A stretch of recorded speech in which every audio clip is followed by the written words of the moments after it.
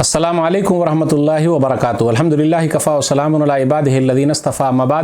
محترم ناظرین کرام، آسان درس قرآن کے اندر چوتھے پارے میں 12واں رکوع ہے، جس کے اندر سورہ نساء سورہ نمبر 4 کی شروع کی 10 آیتیں ہیں۔ اعوذ باللہ من الشیطان الرجیم، بسم اللہ الرحمن الرحیم۔ یا ایھا الناس اتقوا ربکم الذی خلقکم من نفس واحدہ وخلق منها زوجہا وبث منہما رجالا کثیرا ونساء واتقوا اللہ الذی تساءلون بہ والارحام ان اللہ کان علیکم رقیبا۔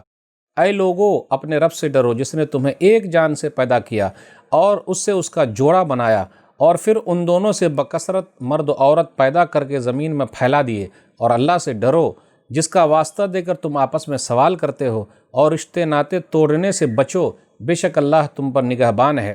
وَآتُوا الْيَتَامَى أَمْوَالَهُمْ وَلَا تَتَبَدَّلُوا الْخَبِيثَ بِالطَّيِّبِ وَلَا تَأْكُلُوا أَمْوَالَهُمْ إِلَىٰ أَمْوَالِكُمْ إِنَّهُ كَانَ حُوبًا كَبِيرًا۔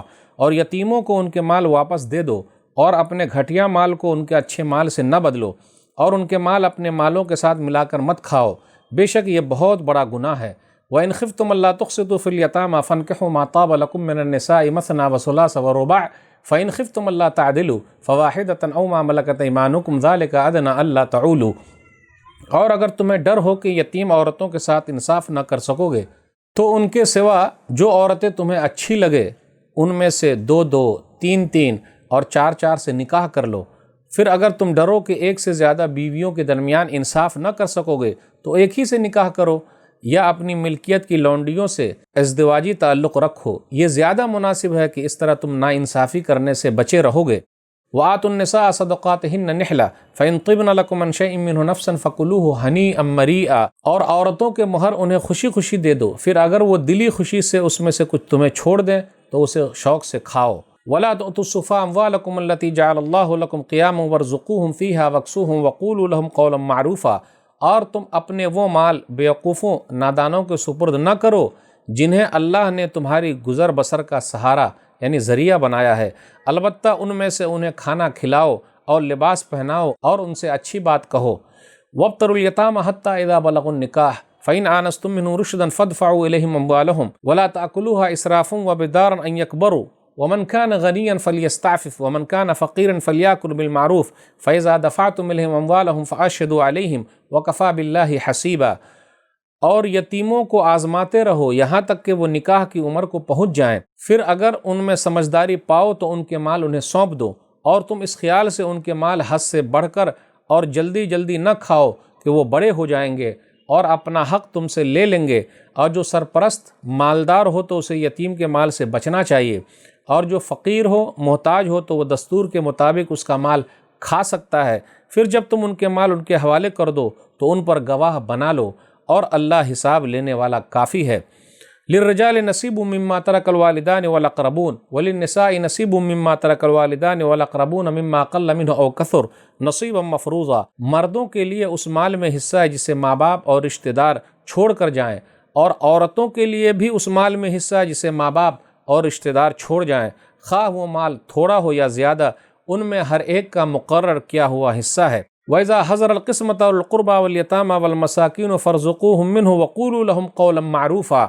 اور جب تقسیم کے موقع پر دور کے رشتہ دار یتیم اور مسکین بھی موجود ہو تو اس مال میں سے انہیں بھی کچھ دے دو اور ان سے اچھی بات کہو۔ وَلْيَخْشَ الَّذِينَ لَوْ تَرَكُوا مِنْ خَلْفِهِمْ ذُرِّيَّةً ضِعَافًا خَافُوا عَلَيْهِمْ فَلْيَتَّقُوا اللَّهَ وَلْيَقُولُوا قَوْلًا سَدِيدًا۔ اور لوگوں کو اس بات سے ڈرنا چاہیے کہ اگر وہ مرتے وقت اپنے پیچھے بے بس اولاد چھوڑ جائیں تو انہیں ان کی کتنی فکر ہوگی، لہٰذا انہیں اللہ سے ڈرنا چاہیے اور سیدھی بات کہنی چاہیے۔ ان الذین یاکلون اموال الیتامی ظلما انما یاکلون فی بطونہم نارا وسیصلون سعیرا۔ بے شک جو لوگ یتیموں کا مال ظلم سے کھا جاتے ہیں وہ اپنے پیٹوں میں صرف آگ بھرتے ہیں، اور عنقریب وہ بھڑکتی ہوئی آگ میں داخل ہوں گے۔ ناظرین کرام، چوتھے پارے کے اندر آج ہم نے 10 میں سنا 12واں رکوع۔ آسان درس قرآن کے اندر 10 آیتیں، اور 10 آیتوں میں سورہ نساء سورہ نمبر 4 شروع ہے۔ سورہ نساء سورہ نمبر 4 میں ٹوٹل 176 آیتیں ہیں، تو آج سورہ نساء سورہ نمبر 4 کی شروع کی 10 آیتیں ہیں۔ یہ نساء ہے، نساء امرأتن کی جمع ہے، یعنی عورتوں کے مسائل زیادہ تر بیان کیے گئے۔ پورے قرآن مجید کے اندر 3 صورتیں ایسی ہیں جہاں عورتوں کے مسائل زیادہ بیان کیے گئے۔ سورہ نساء سورہ نمبر 4، سورہ نور سورہ نمبر 24 اور سورہ احزاب سورہ نمبر 33۔ یہ 3 صورتیں ایسی ہیں پورے قرآن مجید کے اندر کہ اس میں عورتوں کے مسائل زیادہ بیان کیے گئے۔ پہلے سلف صالحین کیا کرتے تھے کہ اپنی بیٹیوں کو جب شادی کرتے تھے تو یہ تینوں صورتیں ان کو اچھی طریقے سے یاد کرا دیا کرتے تھے تاکہ جب وہ اپنے گھر جائیں تو کسی طرح کوئی پریشانی نہ ہو۔ آپ غور کریں، یہ سورہ شروع ہو رہی ہے اس طریقے سے، اے لوگو، تو سب لوگوں سے خطاب ہے۔ پھر کہا ایک مرد ایک عورت سے پیدا کیا، آدم علیہ السلام اور حوا مراد ہے۔ پوری دنیا کے اندر 4 طریقے سے پیدائش ہوئی ہے۔ آدم علیہ السلام بغیر ماں باپ کے پیدا ہوئے، اور حوا علیہ السلام بغیر ماں کے پیدا ہوئی، عیسیٰ علیہ السلام بغیر باپ کے پیدا ہوئے، اور آج کل حضرت انسان ماں باپ سے مل کے پیدا ہوتے ہیں۔ تو یہ اللہ تعالیٰ نے ایسا طریقہ دکھایا ہے۔ پھر اس کے بعد آگے کہا جا رہا ہے لوگو اللہ سے ڈرو، اور اس چیز میں بھی ڈرو، رشتے ناطے کو مت توڑو، مت کاٹو۔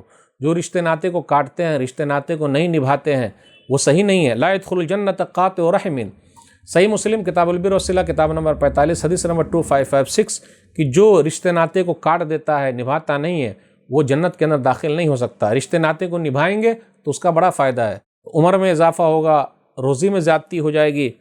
اس کے بعد آگے یہ کہا جا رہا ہے کہ اپنا مال بیوقوفوں کو مت دو، کیونکہ یہ مال گزران کا ذریعہ ہے، گزر بسر کا ذریعہ ہے۔ تو مال کی بڑی اہمیت ہے، آپ کسی کے ہاتھ میں دے دیں گے تو وہ کیا کرے گا؟ برباد کر دے گا۔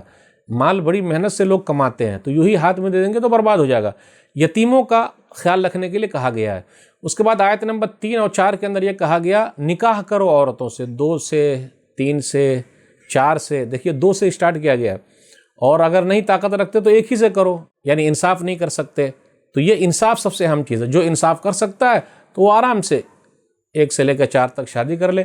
پھر آگے کہا جا رہا ہے آیت نمبر 4 میں کہ مہر دے دو۔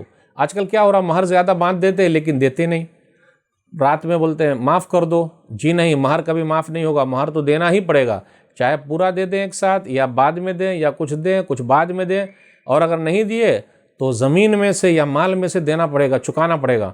لوگ کیا کرتے ہیں آخر میں، جی ابو گزر رہے ہیں، امی معاف کر دو، ایسا نہیں چلے گا، معافی نہیں چلتا۔ اور اسلام کے اندر شادی کیا ہے؟ سادی، وہ کیا مہر دینا ہے اور ولیمہ کرنا، اس کے علاوہ کچھ ہے ہی نہیں۔ پھر آگے کہا جا رہا ہے کہ اللہ تعالیٰ نے میراث کے اندر مردوں کو بھی دیا ہے حق، تو عورتوں کو بھی دیا ہے، اس لیے کہا وَلِلنِّسَاءِ نَصِيبٌ مِّمَّا تَرَكَ الْوَالِدَانِ وَالْأَقْرَبُونَ مِّمَّا قَلَّ مِنْهُ أَوْ كَثُرَ۔ اس سے پہلے کہا للرجال، مردوں کے لیے بھی حصہ ہے، تو کہا للنساء، عورتوں کے لیے بھی حصہ ہے۔ آج کل کیا ہوتا ہے، میراث میں عورتوں کو حصہ نہیں دیا جا رہا ہے۔ پورے قرآن مجید کے اندر میراث کے بارے میں کہ عورتوں کو بھی حصہ دینا ہے، لڑکیوں کو بھی حصہ دینا ہے، ترکہ دینا ہے، سورہ نساء کے اندر ذکر ہے، آیت نمبر 11، 12 اور آخری آیت اس کے اندر ذکر ہے پورے قرآن مجید میں۔